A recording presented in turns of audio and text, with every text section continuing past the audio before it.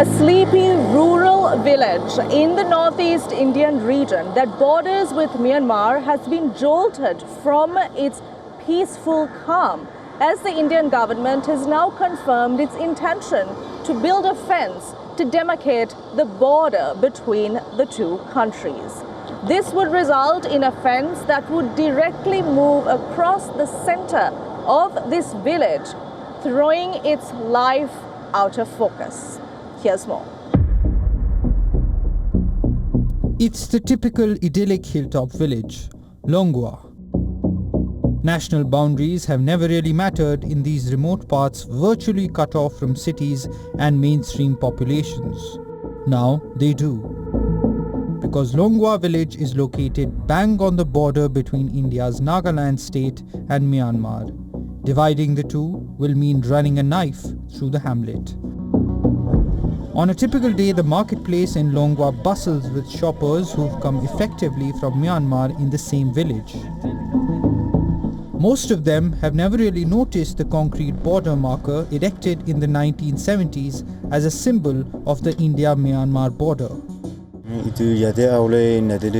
If people are not allowed to come to this side from Burma, then we will suffer a lot.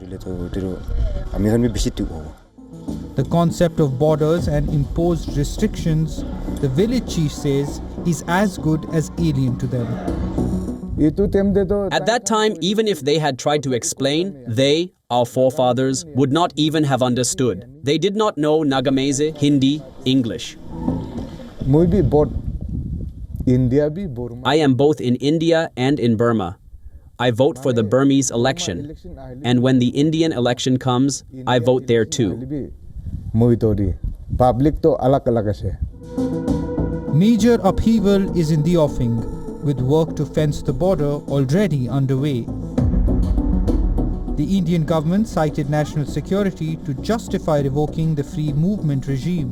The entire border is to be fenced. 170 buildings in the village are located on the borderline.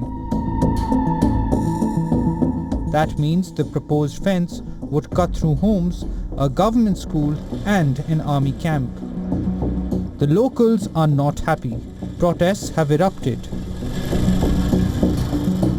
For us, there is no Burma Longwa or India Longwa. Longwa is one. We do not want Phimsa removed, and we will oppose any initiative to fence the border. This does not have our consent. Longwa family and even the Ang's house will be divided in the middle. Longwa and its people become a classic case of life versus the compulsions of geopolitics. Humanity pulls in one direction, history's unfinished agendas, and divides pull in another.